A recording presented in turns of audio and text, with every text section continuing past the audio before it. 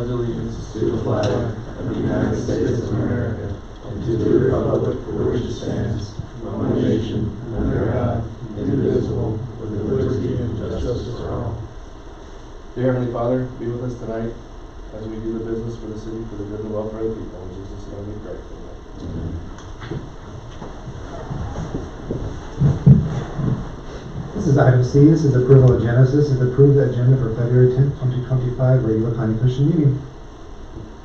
Move to approve the agenda for February 10th, 2025. Second. All in favor? Aye. Any opposed? Seeing none. Citizens' comments. At this point, Mr. Chair, you can open citizens' comments. I will say everyone behind me works for the city, and everyone on the right, except that guy also works for the city. That guy is an elected official. This guy represents an agenda item. So at this point, unless I'm a citizen. you are a citizen, if you want, you can open citizens' comments. We will open citizens' comments. All right.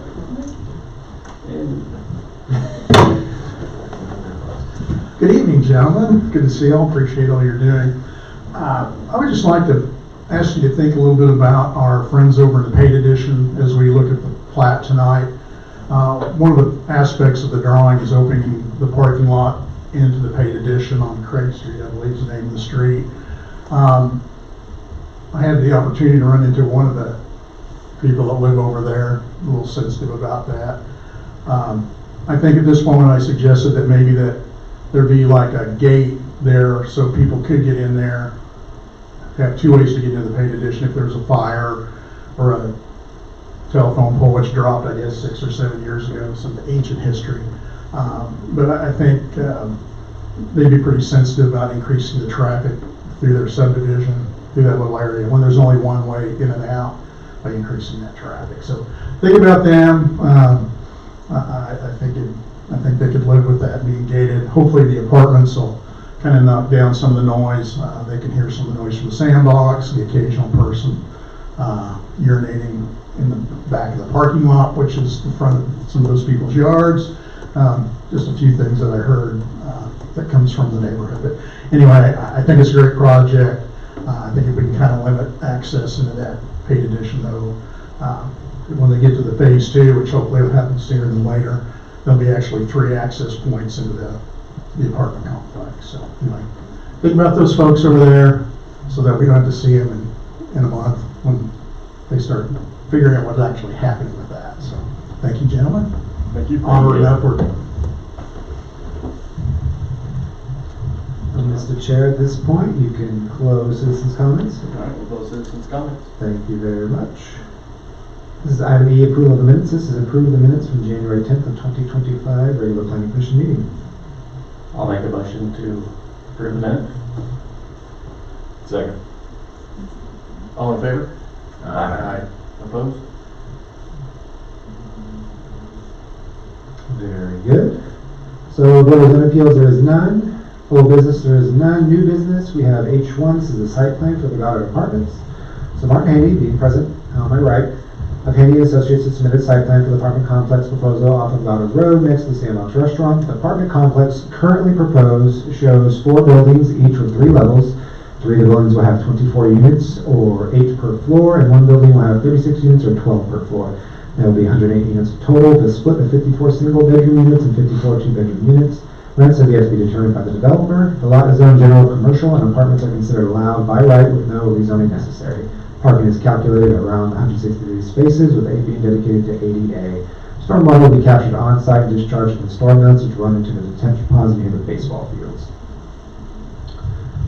The planning commission is reviewing the site plan for the Goddard Apartments. The lot coverage is 0.07%, and for the maximum, a building structure or use may outfall that portion of the zoning lot not otherwise required for off-street parking or yard regulations. So the building height is 46 feet, maximum 62.5. Once again, there's 4 buildings proposed. They're each 3 stories. There's 108 units. Potential for 3 additional buildings in the future. So you'll see sort of a dashed line next to the 4 buildings being proposed. That's for the potential of 3 additional buildings in the future.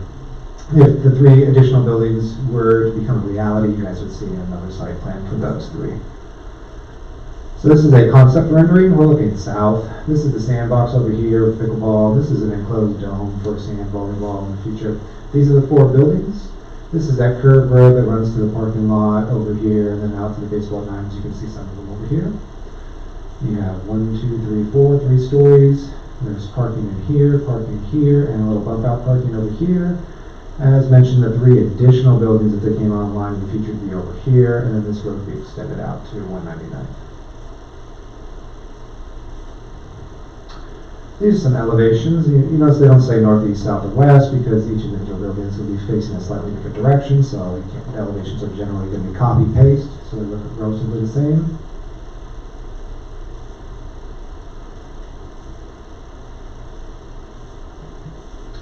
This is it colored in.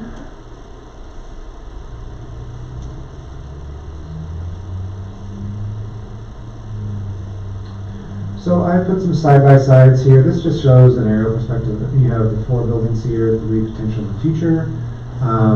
This is the entry point. So the road off of 199 exists here currently. As mentioned, the sandbox is down here. This is a private drive that runs around to get to the baseball diamonds and the parking lots over here. There'll be an access point here, which allows you to park and get to the apartments.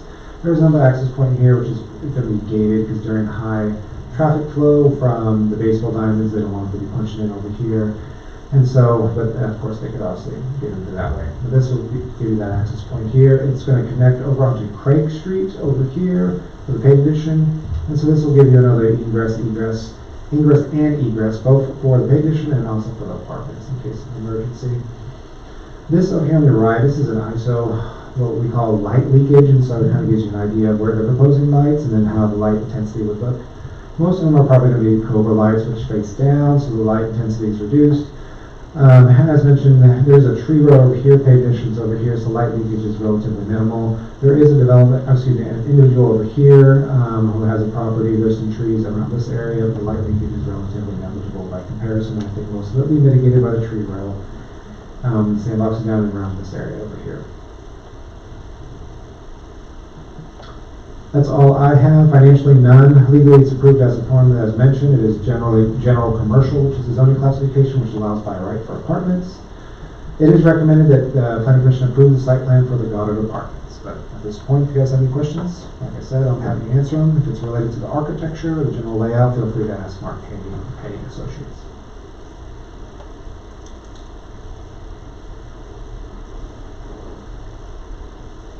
So the access to the apartments is via private drive?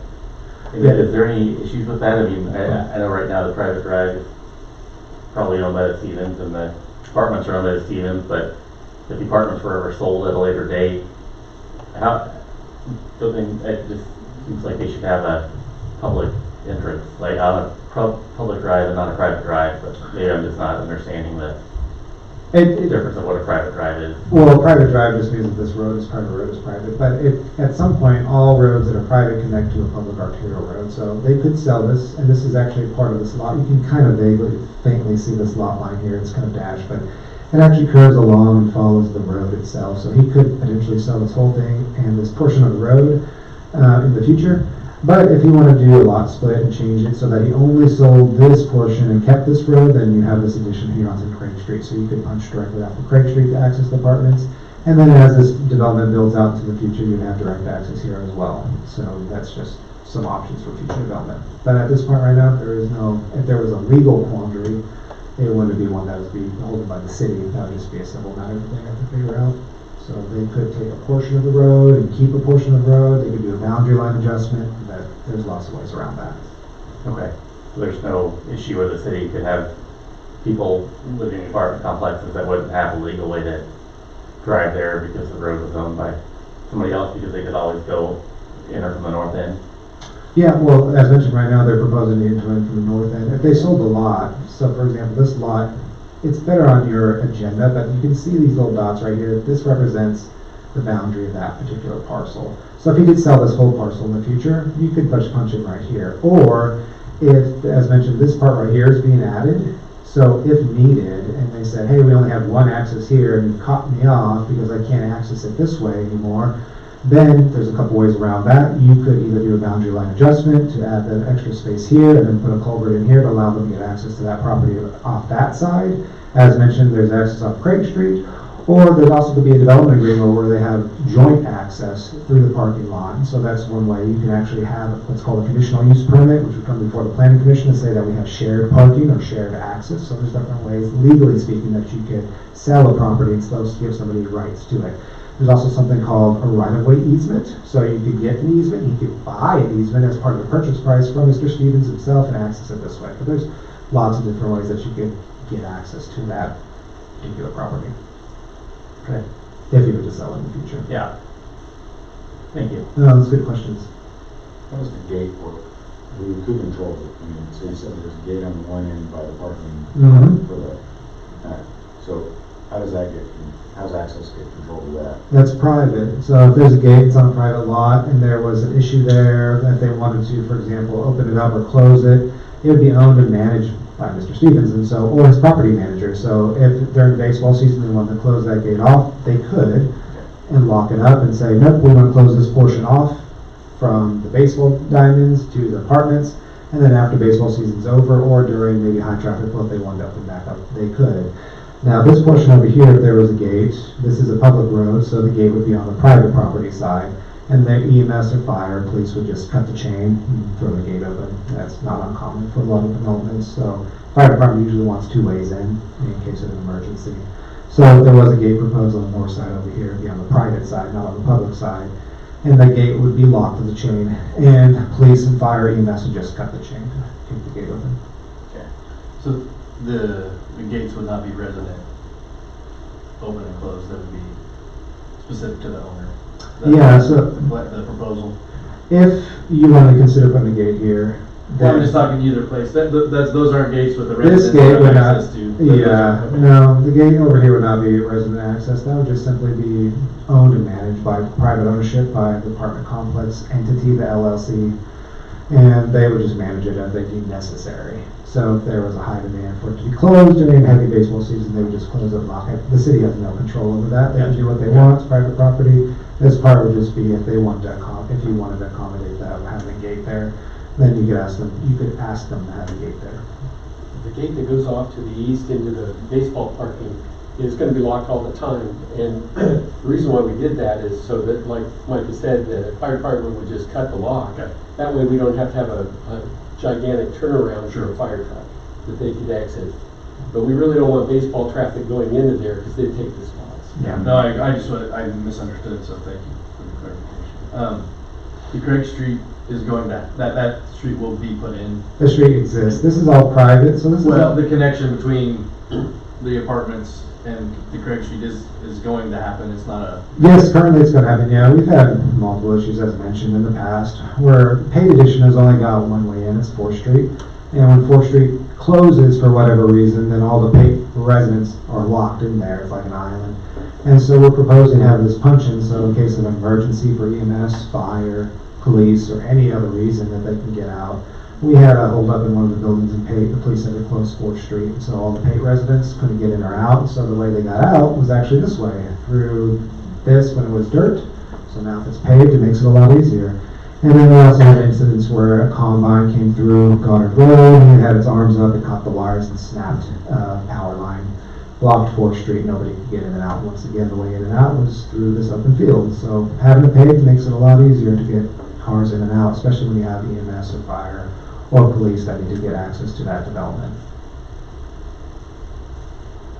But that access to Craig Street would be via private drive. Mm-hmm. That the developer could at any time put a gate up there, and then we lose.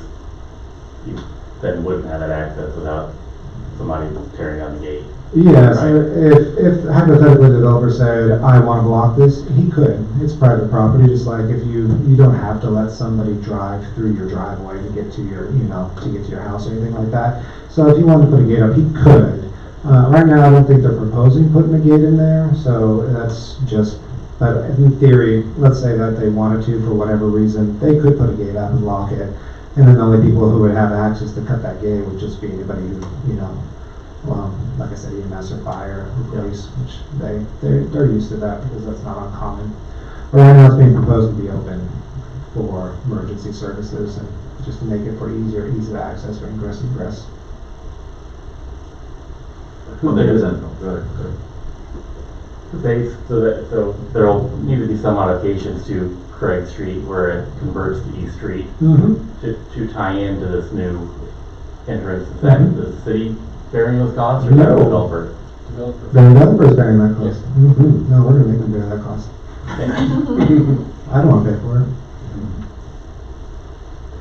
No, that's a good question though. This is not uncommon. It happens all the time. So if somebody wants to punch in additional, in fact, we have what's called full access control. Public roads are managed. We're stewards of the public right of way. And so the city has what's called full access control for most of our public right of way. 54 is an exception because it's actually a state highway. But we have what's called access management control of all of the public right of ways. So in theory, and this is pretty typical, let's say that you want to put another drive off your private residential lot onto the road, you have to ask me for permission. And we're not going to let you do it unless you pay somebody to do that. And then we have to make sure that it's done according to our code. That's the same, this is no exception. It's just on a little bit wider scale, but it's no exception. The commercial lot who wants to punch into a public right of way, we have to review its application, we have to review its process, we make sure it's done according to plan. So if this was all built and then in the future they're like, hey, I want to punch on the Craig Street, we have a process for that, for review and approval, but it's always borne, the cost is always borne by the applicant, not the city. So the emergency citizens comment earlier about putting in a gate on that end, since you said it would be on the public side, would that? It would be on the private side. Oh, it would be on the private side. Private side. Okay, sorry. No, you're fine. Good question. I mean, it appears, correct me if I'm wrong, I mean, that's really about the only point, isn't it? I mean, to access, there's really not any other. Yeah, It's space. Yeah, right. right, so you'd access it here, and then if you drove down, you could access it off of 199, Right. Goddard Road this way. These are the 2 points, as mentioned, the fire department wants at a minimum Sure. 2. The more they have, the better. The more anybody has, the better. I mean, like I said, for EMS, but it's not just a consideration of this development, it's also a consideration of the paid edition, because it's, in case of emergency, you want to be able to access that. Sure. As mentioned, this is always the way that we tend to ferry people out of the paid edition during an emergency, so it's obviously a lot nicer when it's paved. It just so happened that when this was going in, they were grading at the same time that the last incident happened, so it was really nice. We actually asked the contractors to grade for us at no cost to the city, like, please do this as an emergency situation. They did. They took their combines, or whatever they used, some kind of application. They went out there and, not a combine, honestly. Sorry, Sarah. Apologize in advance. Strike that from the record. Anyway, yeah, no one graded it, so, yeah. Can I make a comment? Yes. In case it's misunderstood, you guys have the authority to mandate that they put an emergency access gate on the private drive going onto Craig Street. I just want to make, kind of was getting a sense that maybe you guys didn't know you had that authority, so this would be the time where you're able to do that if that were something you wanted to do. Okay, thank you.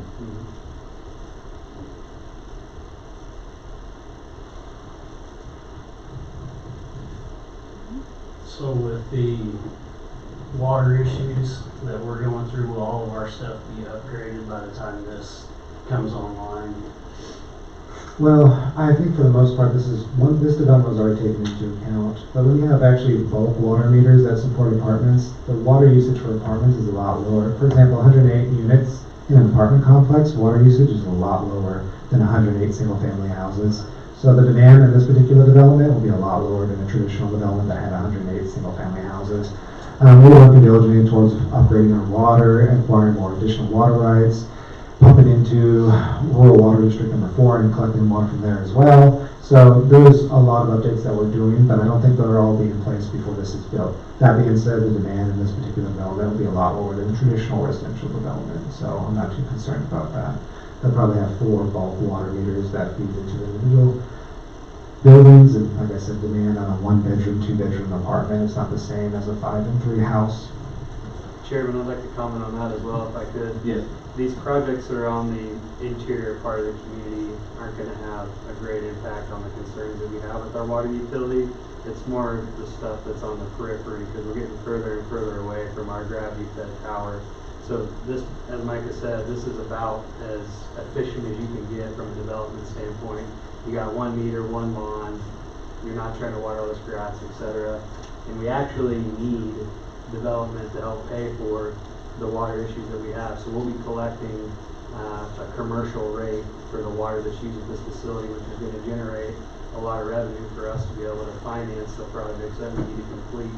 Some of the other developments on the periphery that are coming online, I don't want the planning commission to have too much hesitancy about those either, because some of those are actually gonna help fill some of the gaps we have in our distribution system. So there'll be projects that Mike is talking about this year that we actually want to happen, because then the developer will be paying to fill in some of the gaps in our distribution system, which will improve some of the problems we're having. So the idea that development is gonna cause further harm to our water utility, it's not the case.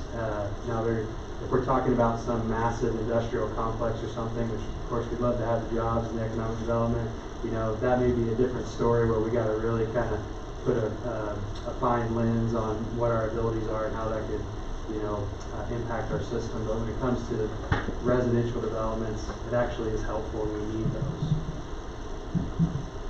That's good questions.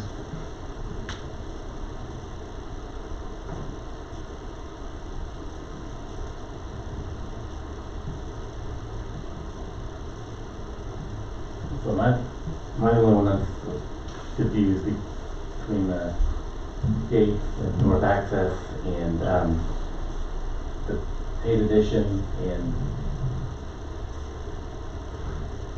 what can do as far as potentially satisfying any concerns with a paid addition. Is it, you guys understand what, I didn't understand what the citizen comment was in relation to what we can do or should look at. Yes, as Craig mentioned, if you wanted to approve a site plan with a gate that's locked, that's only going to be open if EMS or fire or police need it, that's an option. If you have that purview where the planning commission's like, I'm concerned about a bunch of traffic dumping in a paid addition, I want there to be a gate right here that's locked forever unless there's an emergency, then you can approve that. If you feel like it's better to leave it open to allow ingress egress for both apartments and also paid addition, you're welcome to do that too. So those are options that you have. Like I said, we have full access control to any public road, and planning commission is a representative of that, so you guys can make a decision on that, how you want to see the site plan move forward. Okay, no, Does that make a little more sense? that does. Okay. If you don't like the colors, no, I'm just kidding. But, you know, if you want to see more petunias, you guys have all the options.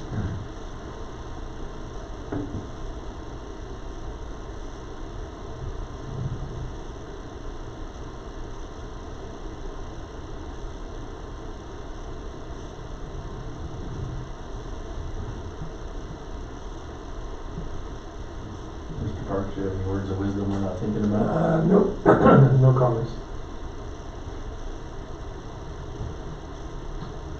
I guess one thing in passing, this is a high density, so since it's high density, we are going to require screening on this side. So that residence is over here, so we're going to ask for screening.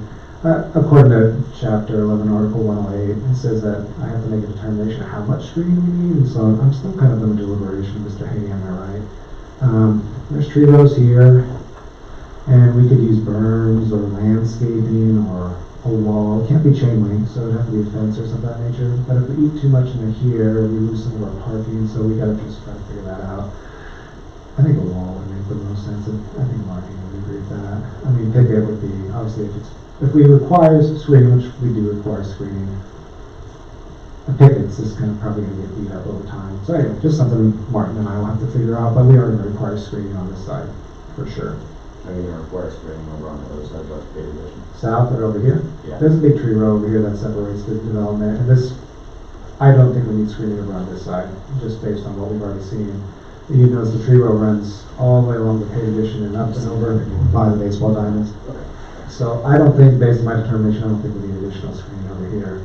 But over here, I think this portion over here is wide open, and so that would require additional screening. Like I said, there's a tree row over here, so I think that's been screened adequately, and this has been screened what I consider adequately in the past when we put in the baseball diamonds, etc. And that tree row continues all the way over here. But like I said, this part over here is kind of wide open, and I think we need some screening over here.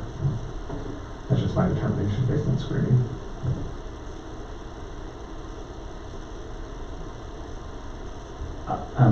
I know at some point that sometimes people can get pretty upset about new lights shining into their house. Mhm. So we've got the lighting study, but it looks like it kind of ends right at the property lines. At what point does that get looked at more in depthly? Is that now? Is it, or does it ever? I mean, if it's No, I mean, sometimes we looked a little bit more deeply at the lighting when it came to the baseball diamonds because they were really tall lights Yeah. that projected out everywhere.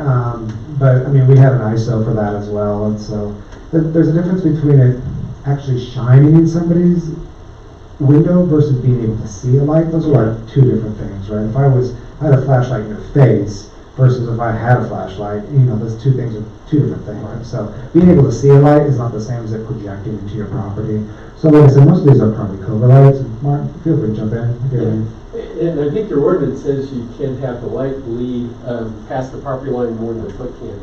So that's what this was showing. If you get into each of the little Yeah. dots, it's showing how the light dissipates as it gets towards the property line. It's concentrated down. Cobras, you've seen them. They look like this and they shoot straight down as opposed to shooting out.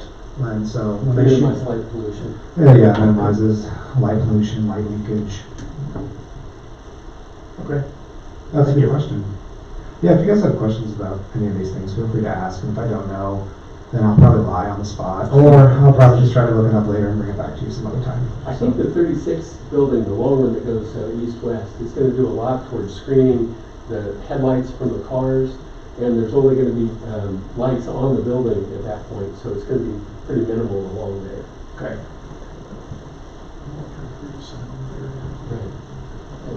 Well, these are all good questions.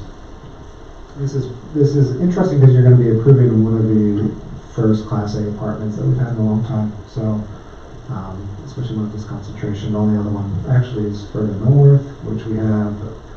I think it's only 8 units over here in the paid edition. So, and then I think that was put in the 1980s. And then we have the one on Main Street with the fourplexes. So.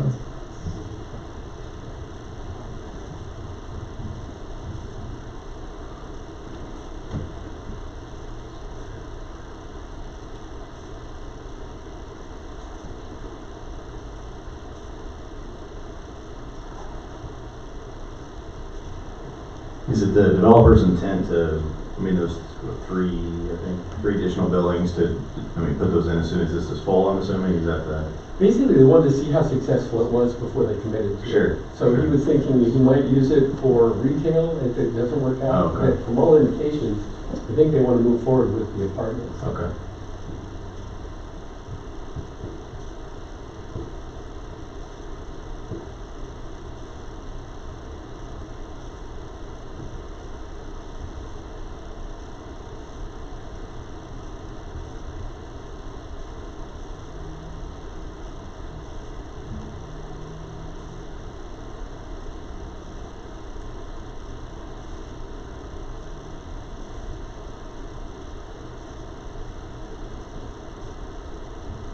Is there any more comments? I'd be looking for a motion. I'll make the motion to approve the site plan as is. Second. All in favor? Aye. Opposed? Thank you. Any opposed? Seeing none, motion passes 6-0. Mr. Haney, if you want, stay for the rest of the night, or if not, have a good one. I'll say goodnight. There you go. Thank you for your time. This is staff report. So this is I1. So me, the community development director, went to the Dallas International Council of Shopping Centers on January 28th to 31st. It was a good event. There was many developers, retail brokers, retail branch managers, site selectors that gathered to discuss expansion of their beneficial and represented constituents. And conference, like I said, was beneficial. The connections were made. I'm going to be following up with a lot of them over the next couple months and just continually being in their face. As you'll see in the picture, I do have my phone just in case Craig calls me at any time. I was always available on that one. Didn't matter day or night. Slept on that phone. So it was, in practice, I think it was a really good meeting. The national one is going to be in Vegas in May. I'm intending to go to that one as well. So I'll just be continuing to follow up on the connections I've made. And hopefully we can get some more retail and commercial development in Goddard. So that's the plan. So with that, actually, I will say, in March, we do have a lot of items coming up. I should probably follow up on that. We do have a rezoning. Marsh Schallenberg Development, 183rd and Maple was annexed into the city limits, which is about 45 acres. So we sent out letters for the rezoning, so you guys will see that March 10th.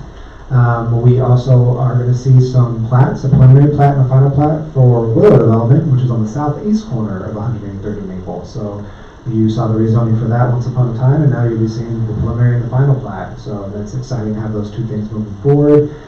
They may submit the plats for Marsh Schallenberg at the same time, so you might see a rezoning and a preliminary and a final plat all on the 10th. But we'll see how that plays out. They're still trying to figure out the dynamics of it. So I will be trying to have coffee with you guys for the rest of this year as well, because I know we fell out of the coffee happy time, and so we need to start getting back into that. So I'll try to have more lunches and coffees with you guys, catch up and let you know what's coming down the pipe. But that's it for me. So item J, planning commissioner comments. Mr. Marks, your comments? Appreciate you taking the time to go down there. And Yes, it was very difficult to eat all that food. I'm sure Somebody had to do it. Vegas speaks out Well, too. Yeah. It's really odd. Waking up to no kids. Should somebody be waking me up? Paid vacation. Yeah, it was good. Thank you. I appreciate that. All right, go ahead, lunch tonight. All right. Next regular meeting will be March 10th, 2025 at 7 o'clock. Move to adjourn. Second. All in favor? Aye. Thank you very much.